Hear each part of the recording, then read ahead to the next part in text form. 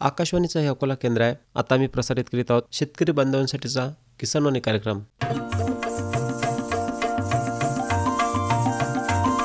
किसानवाणी किसानवाणी किसानवाणी किसानवाणी हिरव्या स्वप्नांची साध्यवाणी प्रगत योगाची वेधवाणी कृषी तंत्राची ही मंत्रवाणी किसानवाणी किसानवाणी किसानवाणी किसानवाणी सफल शेतीची भाष्यवाणी पेरन काढन सांगे वाणी शेती सुखाची आधारवाणी किसानवाणी किसानवाणी किसानवाणी किसानवाणी किसानवाणी किसानवाणी किसानवाणी किसानवाणी किसानवाणी किसानवाणी किसानवाणी किसानवाणी किसानवाणी किसानवाणी किसानवाणी किसानवाणी किसानवाणी किसानवाणी. भारत सरकारच्या कृषी आणि शेतकरी कल्याण मंत्रालयाच्या वतीनं प्रायोजित किसानवाणी कार्यक्रमात सादर करते सुरेश गोळे यांच्यासह मी प्रकाश नावकर आपलं मनपूर्वक स्वागत करतो. बंधूंनो, करायचे आपला कार्यक्रम सुरुवात नक्कीच करूया.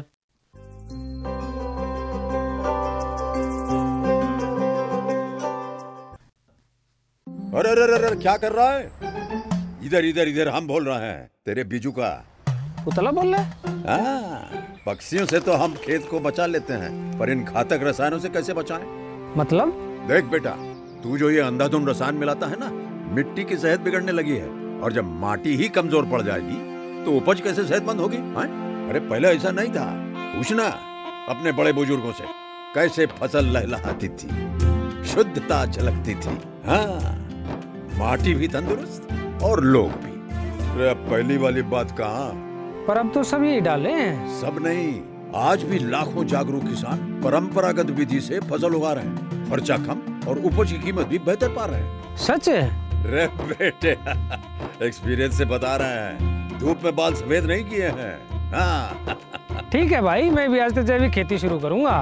माटी से प्रेम की परंपरा है. परंपरागत खेती.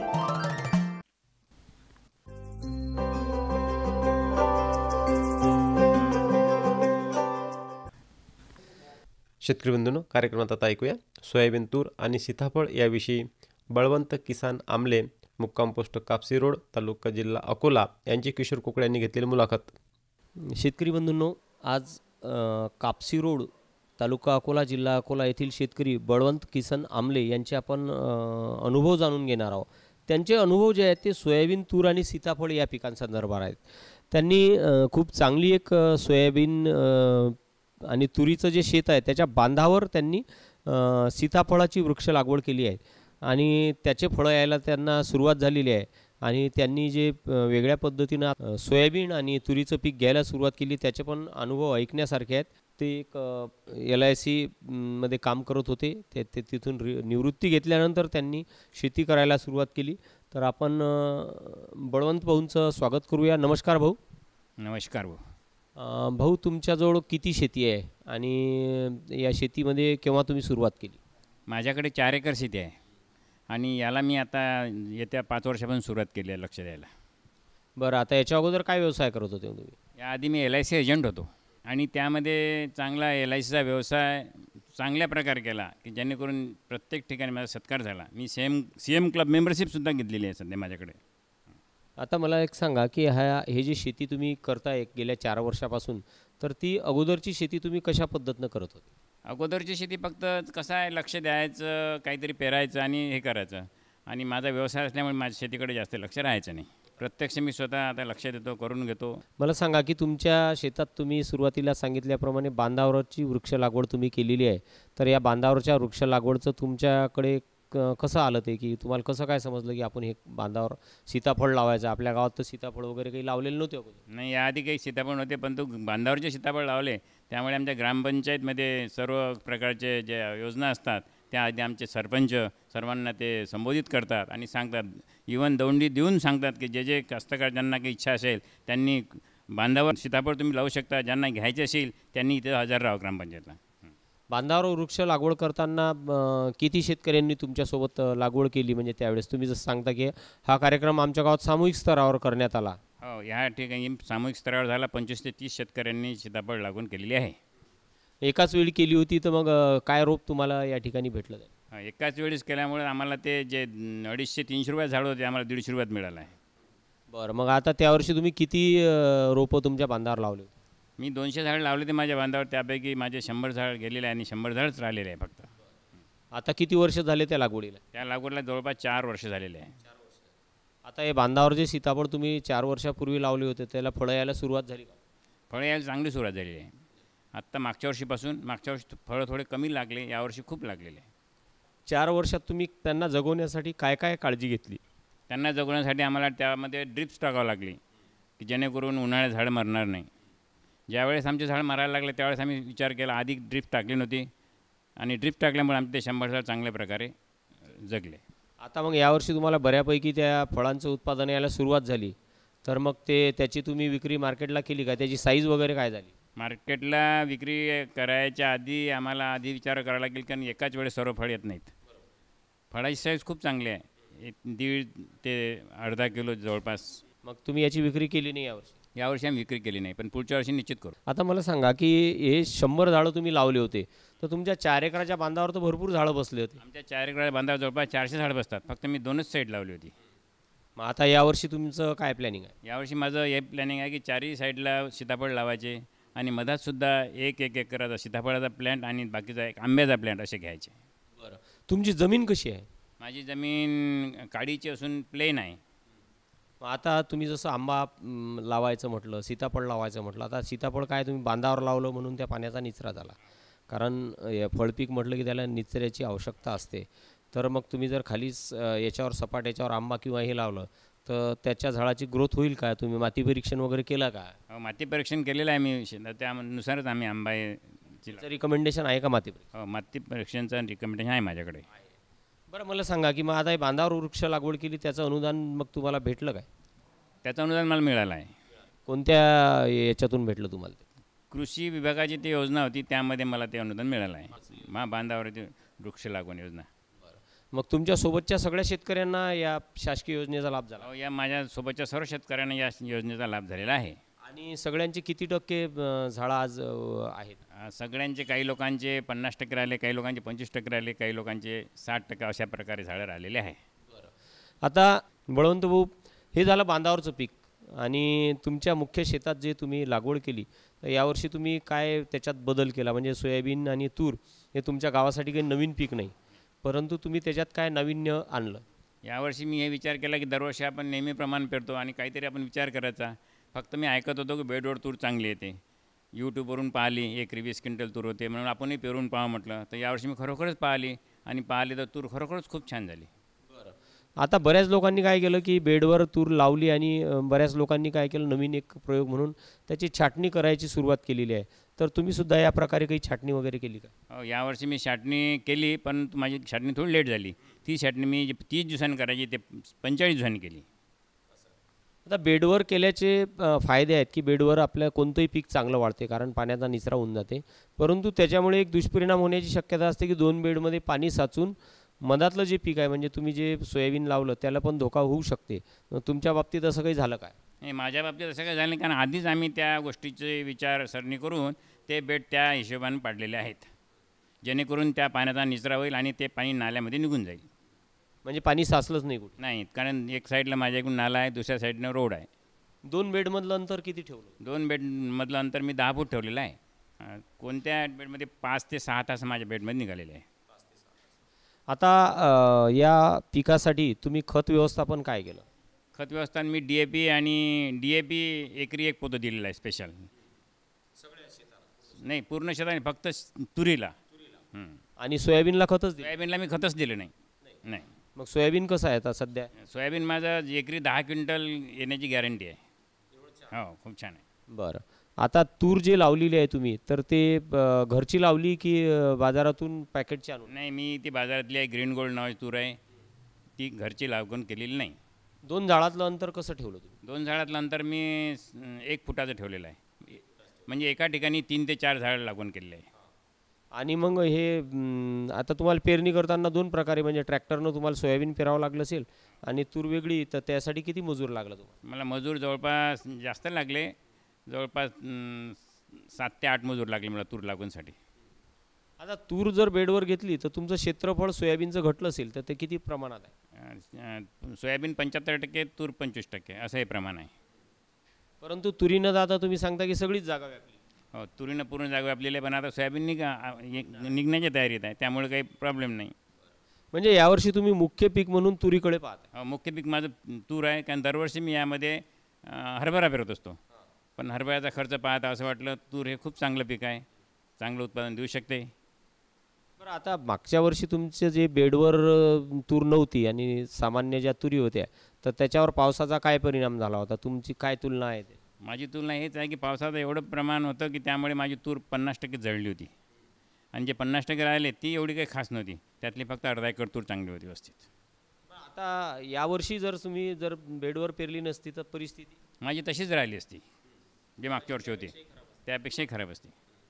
आता मला एक महत्त्वाचं असं विचारायचं आहे की जसं तुम्ही सांगितलं की सोयाबीनमध्ये मला एकरी 10 क्विंटलपर्यंत गॅरंटेड होईल असं आता सध्या परिस्थिती आहे. तर मला सांगा की बाळाचे पाय पाळण्यात दिसतात, जसं तुम्ही सांगता की तूर माझी अशी आहे तशी आहे, तर तुम्हाला काय अपेक्षा आहे की या तुरीपासून मला किती उत्पादन? या तुरीपासून मला निश्चित वाटते कमीत कमी 40 ते 45 क्विंटल तूर होणं. एक माझे 4 एकर क्षेत्र आहे तुरीचं जवळपास. गावचं जे उत्पादन आहे सरासरी म्हणजे जनरल जर कापसी रोडचा आपण विचार केला तर या गावात तुरीला किती तसं जनरल उत्पादन किती होते? एकरी 3 ते 4 क्विंटल जनरल. चांगल्यात चांगलं जर शेतकरी जर उत्पादन घेणार असेल तर त्याला एकरी किती? एकरी जास्तीत जास्त 5 क्विंटल. म्हणजे आता तुम्ही फक्त बेडवर तूर पेरून दुप्पट उत्पादनाची अपेक्षा करता? दुप्पट नाही, तिप्पट. तिप्पट. मग हे अतिशयोक्ती वाटत नाही काय? नाही, अतिशयोक्ती कामच नाही, कारण तूरच अशी आहे. तर झाडाचा आकार वाढला म्हणजे तुम्हाला उत्पादन होईल हे कशाहून? असं नाही, कारण संकट खूप आहे, काही हरकत नाही, पण संकट जर आले नाही तर मला निश्चित एकरी 15 क्विंटल तूर होईल. म्हणजे खूप चांगलं जर वातावरण राहिलं म्हणजे निसर्गाचा सहकार्य असलं दिले तर तुमचं हे होईल. मला एक सांगा की तुरीमध्ये फक्त तुम्ही एकरी 1 DAP दिला आणि 1 कटिंग केली? 1 कटिंग केली बस. आता दुसरा खताचा डोस तुम्ही त्याला बुस्टर डोस देणार का? आता मी दुसरा डोस आता या 4-8 दिवसात देणार आहोत. किती देणार आता 4 एकरासाठी? तो आता मी लिक्विड DAP जे असते ते देणार आहोत. ते लिक्विड DAP तुम्ही कशा माध्यमातून देणार? पंपाच्या सहाय्याने ड्रिंचिंग करून. ड्रिंचिंगचा खर्च तर खूप आहे हो. खर्च वाढेल पण तेवढं उत्पादनही वाढेल ना. मग आता ड्रेंचिंग करण्यासाठी साधारण तुम्ही 4 एकराला म्हणजे किती पाणी वापरणार? 4 एकराला जवळपास मला 60 एक पंप लागतील, म्हणजे 12 आहे 120 लिटर पाणी लागेल, 1200 लिटर पाणी लागेल 12. तर हे 60 पंप तुम्ही ड्रेंचिंग करणार तर हे जे लिक्विड DAP आहे म्हणजे तुम्ही हे जे आपलं मार्केटमध्ये भेटते त्याच बॅगेचं पाणी करणार की लिक्विड DAP बॉटलमध्ये? डायरेक्ट बॉटलमधलं लिक्विड DAP घेणार. प्रतिपंप किती वापरणार? प्रत्येक पंपाला जवळपास 100 मिली काहीतरी असं पाहिजे वाटते. म्हणजे तुम्ही हे कुठं ऐकलेलं आहे का, कुठं अनुभवात? अनुभवातून सांगितलं आहे का शेतकऱ्यांनी की असं असं पाहिजे म्हणून. आणि त्याच्यासोबत आणखी काही टाकणार की फक्त DAP? ट्रायकोडर्मा वगैरे त्यासोबत टाकू. ट्रायकोडर्माचा काय फायदा होणार तुमच्या तुरीला? ट्रायकोडर्मामुळे काहीतरी मर नावाचा रोग वगैरे येण्याची शक्यता नसते म्हणतात, म्हणून ट्रायकोडर्मा वापरावं लागते. आता सोयाबीन हे सोयाबीनचं तुमचं व्यवस्थापन संपल्यानंतर तुरीचं व्यवस्थापनाला सुरुवात झालेली आहे, तर साधारण किती फवारण्या तुम्ही या तुरीसाठी पुढे करणार आहे? आता पुढे जवळपास निसर्गाने जर साथ दिली तर 2 ते 3 फवारे होईल, आणि साथ नाही दिली तर 1-2 फवारे शिल्लक होतील. आता तूर या पिकासाठी जे व्यवस्थापन आपण केल्या जातो तर मुख्य कोणत्या किडी तुमच्या तूर पिकावर येतात? मुख्य कीड म्हणजे अळी सर्वात महत्त्वाचं कीड आहे. आणि बरेच लोक असं बोलतात की ढगाळ वातावरण आलं, पाऊस आला तर त्याच्यानंतर धुकं पडते आणि त्याचा पण दुष्परिणाम आपल्या तुरीवर होतो, तर तुमचं काय मत आहे त्याच्याबद्दल?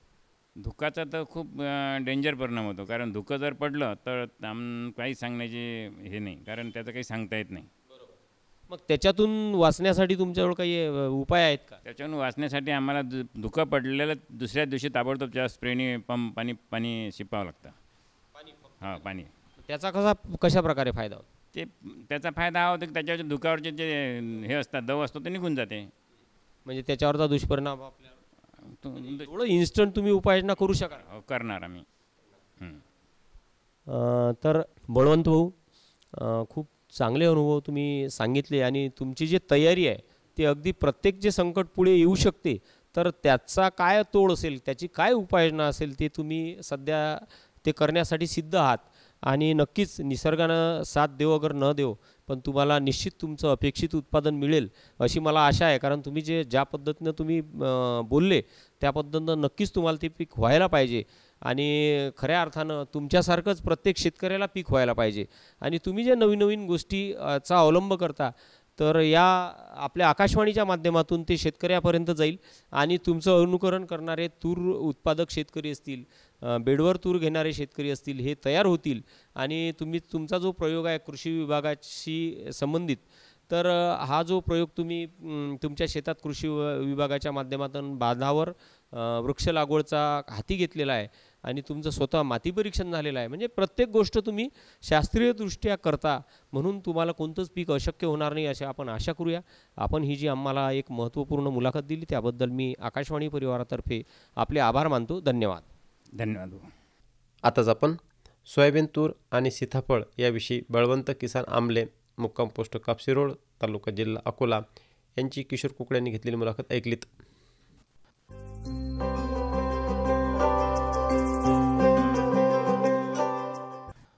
शेतकरी बंधूंनो, कार्यक्रमात त्यानंतर ऐकूया गोमूत्राविषयी माहिती. गायचे विशेषतः देशी गायचे गोमूत्र हे अतिशय उपयुक्त आहे. अनेक रोगावर हे औषध आहे. यात अनेक प्रकारचे औषधी गुणधर्म आहेत. प्रत्येक निरोगी गाय रोज साधारणतः 8 ते 10 लिटर गोमूत्र देते. याचे महत्त्व आपल्याला ज्ञात नसल्याने ते धरले जात नाही. त्यामुळे अत्यंत उपयुक्त असे गोमूत्र वाया जाते. गोमूत्र प्राणी, माणूस, वनस्पती आणि पीक यांच्यासाठी वेगवेगळ्या कारणासाठी उपयुक्त आहे. शेती व्यवसायात गोमूत्र फार उपयुक्त आहे. गोमूत्रात वैज्ञानिक परीक्षणाद्वारे nitrogen, sulphur, potassium, sodium, calcium, manganese, तांबे, लोह, urea, ammonia, uric acid, oxalic acid, carbonic acid, enzymes, growth hormones, phosphate, प्रोपोलिन, ऑक्साईड, अल्कलाइड्स, एंडोसोनिन इत्यादी घटक असल्याचे सिद्ध झाले आहे. या सर्वांचा शेती व्यवसायासाठी प्रत्यक्ष अगर अप्रत्यक्ष संबंध आहे. हे गुणधर्म ओळखूनच गोमूत्राला फार मोठ्या प्रमाणात शेती व्यवसायात वापर केला जातो. गोमूत्रात कीटकनाशक हा गुणधर्म असल्याने गोमूत्र आणि देशी गाईचे शेण एकत्र मिसळून कीटकनाशक आणि खत तयार करून पिकांसाठी वापरल्यास पिके रोगमुक्त होतात, उत्पादन वाढते आणि जमीन सुपीक आणि प्रदूषणमुक्त होते. गोमूत्र, गाईचे शेण, गूळ, पाणी यांचे मिश्रण 8 ते 10 दिवस हवाबंद करून ठेवून त्यानंतर पिकासाठी वापरले तर पिकांची वाढ आश्चर्यकारक होऊन उत्पादनात वाढ होते. जीवामृतात गोमूत्र वापरतात. अमृत पाण्यात गोमूत्र मोठ्या प्रमाणात वापरतात. सर्व प्रकारच्या जैविक खतात, जैविक कीटकनाशकात अर्थातच दशपर्णी अर्क, लिमित इत्यादीमध्ये गोमूत्र वापरले जाते. यात कीटनाशक आणि हार्मोनचे गुणधर्म असल्याने पीक निरोगी जोमदारपणे वाढून उत्पादनात वाढ होते. यासाठी प्रत्येक शेतकऱ्याने अमृततुल्य असे गोमूत्र पकडून त्याची शेती व्यवसायात जास्तीत जास्त वापर करावा. शेती व्यवसायाबरोबरच गोमूत्राचा मानवी आरोग्यासाठी आयुर्वेदात औषधी निर्मितीसाठी फार मोठ्या प्रमाणात वापर केला जातो. गोमूत्राच्या औषधी गुणधर्मामुळेच ऋषीमुनींच्या काळापासून आजतागायत ज्ञानी माणसे गोमूत्राचे सेवन करतात. गोमूत्रात शुद्धीकरणाची प्रचंड क्षमता आहे. गोमूत्र सेवनाने रोगप्रतिकारक शक्ती वाढते. गोमूत्र हे पित्तकारक वात कफनाशक आहे. गोमूत्र हे ईश्वराने निरोगी जीवासाठी दिलेले वरदान आहे. शरीर, मन यांचे शुद्धीकरण करून उत्साह, आनंद विकसित करते. कामधेनू चिकित्सा पद्धत ही एक उपयुक्त पद्धत आहे. गोमूत्राच्या सेवनाने स्मरणशक्ती आणि बुद्धीचा विकास होतो. गोमूत्राच्या सेवनाने कोलेस्ट्रॉल नियंत्रित राहून रक्तभिसरण सुव्यवस्थित चालते. गोमूत्रात अ, ब, क, ड आणि ई जीवनसत्वे आहेत. यकृताच्या जॉन्डिस रोगावर गुणकारी आहे. गोमूत्र हे विषनाशक आहे. शरीरात तयार होणारे विष बाहेर टाकण्यासाठी गोमूत्राचे सेवन करतात. आयुर्वेदातील वनस्पतीचे शुद्धीकरण करून घेण्यासाठी गोमूत्रात बडवतात.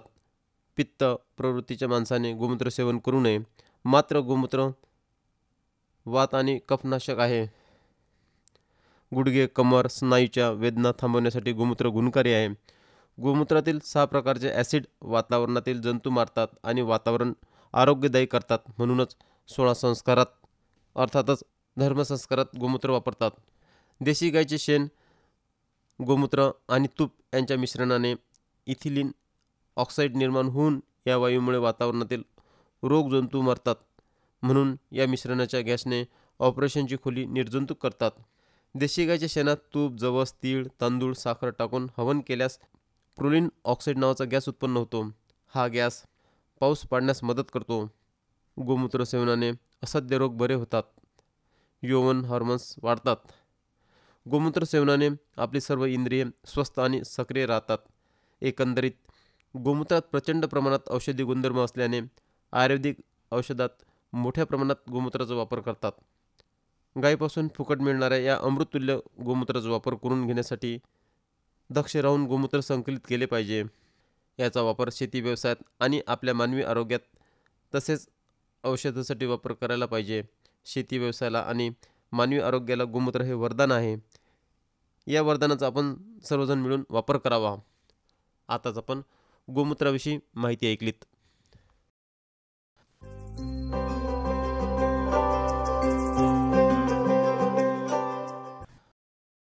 भगरीमध्ये आहे प्रथिनांचे प्रमाण सर्वात मस्त. शरीर राहते आपले तंदुरुस्त.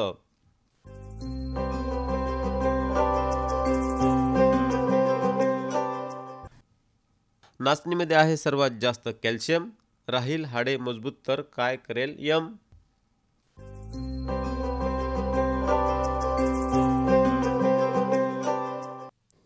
भरड धान्यातील गुणधर्म. ज्वारी. आधुनिक तंत्रज्ञानामुळे मानवी जीवनात फार मोठे बदल घडवून येत आहेत. त्याचप्रमाणे शेती व्यवसायामध्ये सुद्धा आमूलाग्र बदल होत आहेत. पिकाच्या सुधारित वाणांमुळे त्यांच्या उत्पादनात आणि पौष्टिकतेत अनेक सुधारणा दिसून येत आहेत. ज्वारीमध्ये असणाऱ्या पौष्टिक घटकांचे महत्त्व मानवी आहारामध्ये अतिशय महत्त्वाचे आहे. हे समजल्यामुळेच ज्वारी सर्व थरातील लोकांमध्ये प्रचलित होऊ लागली आहे. ज्वारीतील विविध आरोग्यवर्धक अन्नद्रव्यामुळे ज्वारीला आरोग्यवर्धक धान्य म्हणून महत्त्व प्राप्त होत आहे. रंगीत ज्वारी असणाऱ्या पॉलिफिनॉलिक्समुळे मानवी शरीरात निर्माण होणारे हृदयविकार आणि कर्करोगाचे प्रमाण कमी करण्यास मदत होते. या सर्व कारणांमुळे सध्या भारतात ज्वारीपासून तयार होणाऱ्या विविध पदार्थांना अतिशय लोकप्रियता मिळताना दिसून येत आहे. ज्वारीपासून सध्या प्रचलित आणि अप्रचलित अशा दोन्ही प्रकारच्या पदार्थांची निर्मिती करण्याचे काम विविध स्तरावरती मोठ्या प्रमाणात चालू आहे. ज्वारीपासून रवा, पोहे, शेवया, लाया यासारख्या पदार्थांना बाजारात मोठे स्थान प्राप्त होऊ लागले आहे. कारण त्यापासून विविध प्रकारचे अन्नपदार्थ तयार करता येतात. हे सिद्ध झाले आणि आता लोकांच्याही लक्षात येऊ लागले आहे. त्यामुळेच आहारातील न्याहारी जेवण आणि जंक फूड म्हणूनही ज्वारीचा वाढता वापर होत आहे. ज्वारीच्या पिठात सोयाबीन पीठ मिसळून त्यातील प्रथिनांचं प्रमाण 14% वाढवता येऊ शकते. ज्वारी आणि इतर तृणधान्यांपासून विविध अन्नपदार्थ निर्माण करता यावे याविषयी जागरूकता वाढवावी. कारण त्याची पौष्टिकता अतिशय उत्कृष्ट आहे. हे त्यातील प्रथिने, तंतुमय पदार्थ, खनिज पदार्थ आणि जीवनसत्व यांच्या प्रमाणाने सिद्ध झालेले आहे. मनुष्याच्या पचनसंस्थेमध्ये ज्वारी आणि इतर तृणधान्य सावकाश आणि हळुवारपणे पचवली जातात. ज्वारीत असणाऱ्या स्टार्चचं विघटन हळुवारपणे होते. सहज पचनाच्या या गुणधर्मामुळे मधुमेह आणि लठ्ठपणा हे विकार असणाऱ्या लोकांना याचा चांगला उपयोग होऊ शकतो. भरडधान्यातील गुणधर्म. बाजरी. आहाराच्या दृष्टीने बाजरी हे अत्यंत महत्त्वाचं तृणधान्य आहे. गेल्या काही वर्षात विकसित आणि विकसनशील देशांमधील लोकसंख्या पाहता अन्नधान्याची गरज आणि त्याची कमतरता यासाठी मुख्य तृणधान्य पिकांची जागा ज्वारी, बाजरी या पिकांनी घेतली आहे. जगातील लाखो गरीब आणि गरजू लोकांचे बाजरी हे प्रथिनं आणि ऊर्जा पुरवणारे धान्य म्हणून उपयुक्त ठरत आहे. पोषणयुक्त घटकाशिवाय बाजरीत तेलसुद्धा असते. बाजरीच्या धान्यापासून मद्यनिर्मितीसुद्धा होऊ शकते. बदलत्या जीवनशैलीत शहरी भागातील ग्राहकांना उपयोगी सर्व तृणधान्य मध्ये जास्तीची ऊर्जा देणारी बाजरी असल्याने थंडीच्या दिवसात लोक बाजरी जास्त खातात. बाजरीत सल्फरयुक्त अमिनो ॲसिड असल्याने लहान मुलं आणि गर्भवती मातांसाठी बाजरी अतिशय उपयुक्त आहे. अलीकडच्या काळात बेकरीच्या पदार्थांचा आहारात मोठ्या प्रमाणावरती समावेश केल्याने लहान मुलांमध्ये बद्धकोष्ठता, पोट साफ न होणे यासारखे आजार बळावलेले दिसतात. त्याचप्रमाणे महिलांमध्ये हिमोग्लोबिनचं प्रमाण कमी होणे, आहारात गव्हाचे प्रमाण सातत्याने केल्यास ग्लुटेनची ॲलर्जी उद्भवणे अशा समस्या टाळण्यासाठी आहारात बाजरी पिकाचा वापर करणे खूप हिताचे ठरते. भारतीय खाद्यपदार्थांमध्ये बाजरीच्या पिठाची भाकरी किंवा धपाटे म्हणजेच थालीपीठ हा मुख्य पदार्थ आहे. गव्हाच्या पिठाबरोबर मिसळून वापरता येऊ शकते. यामुळे प्रथिनांची उपलब्धता वाढते. रंग, स्वाद सुधारल्याने बेकरीमध्ये त्याचा वापर वाढण्यास मदत होईल. पिवळसर बाजरीमध्ये कॅरोटीन, अजीवनसत्व अधिक प्रमाणात असतात. पारंपरिक पद्धतीचा वापर करून चवदार पापडी, गोड तिखट, सांगळे यासारखे पदार्थ तयार करता येतात. याशिवाय बाजरीपासून पातळ कडक भाजलेल्या भाकरी देखील चवदार लागतात. अशा भाकरी आणि भाजी मराठवाड्यातील लातूर, उस्मानाबाद जिल्ह्यात मोठ्या आवडीने खाल्ल्या जातात.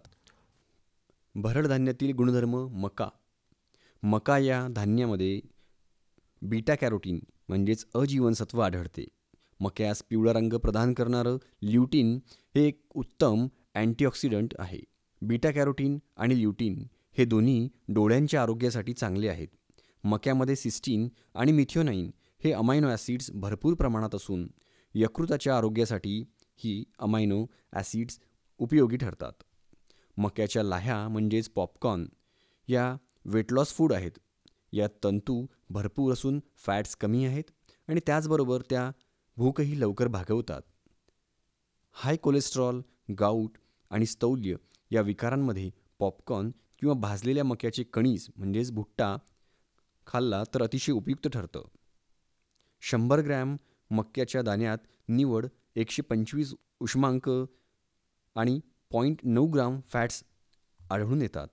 पावसाळ्यात किंवा थंडीच्या दिवसात मक्याचे दाणे वाफवून त्यात मटार किंवा शेंगदाणे, कांदा, टोमॅटो, कोथिंबीर घालून सेवन केल्यास ते उत्तम वेट लॉस मील तयार होतं. याउलट बटर, कॉर्न, चॉकलेट कॉर्न, मक्याचा चिवडा हे मात्र वजन वाढवणारे आहेत. 100 ग्रॅम मक्याच्या चिवड्यात तब्बल 35 ग्रॅम फॅट्स असतात. हे विसरायला नको.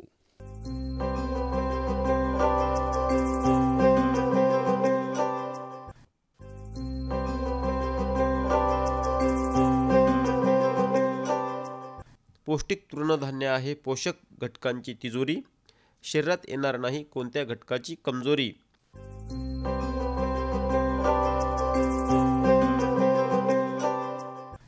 अन्नधान्य म्हणून घ्याल तृणधान्याची रास, मिळेल आरोग्याची हमी हमखास.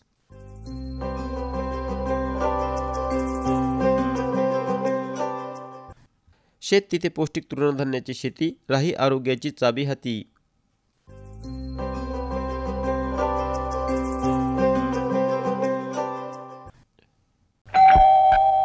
सर्वोत्कृष्ट शेतकऱ्याचा पुरस्कार मिळाला आहे हरीला. हरी आता आपल्या सर्वांना सांगतील आपल्या यशाचं रहस्य. माझ्या शेतकरी बंधू आणि भगिनींनो, आपणही आपल्या शेतात चांगलं पीक घेऊ शकता. ते कसं? बस जेव्हा काही समस्या असेल तेव्हा लगेच लावा हा नंबर 1800-180-1551. हा कोणाचा नंबर आहे भाऊ? शेतकरी कॉल सेंटरचा, जिथे तज्ञ आपल्याला शेतीच्या समस्येवर तोडगा सांगतील लगेच. अहो भाऊ, तज्ञ सारा वेळ थोडाच मिळणार आहे. नक्की मिळेल हो भाऊ. वर्षाचे 365 दिवस मिळेल, ते देखील सकाळी 6 ते रात्री 10 वाजेपर्यंत.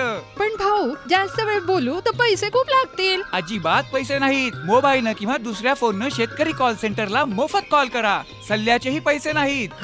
16 आणि खरं. शेतकरी बंधूंनो, शेतीच्या समस्यांवर आपल्या भाषेत लगेच उपाय मिळवण्यासाठी भारतात कोणत्याही फोननं राष्ट्रीय हेल्पलाईन नंबर 1800-180-1551 वर मोफत संपर्क साधा. शेतकऱ्यांचा मित्र शेतकरी कॉल सेंटर. बंधूंनो, याबरोबरच आजच्या आपल्या कार्यक्रमाची सुद्धा वेळ संपली आहे. तेव्हा प्रकाश नावकारला द्या रजा. नमस्कार. आताच आपण भारत सरकारच्या कृषी आणि शेतकरी कल्याण मंत्रालयाच्या वतीने प्रायोजित किसान वाणी कार्यक्रम ऐकला. तर सादर करते ते सूरज गोळे.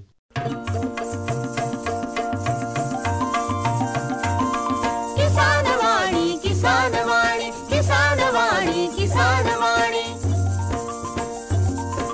हिरव्या स्वप्नांची साध्यवाणी, प्रगत योगाची वेधवाणी, कृषी तंत्राची ही मंत्रवाणी.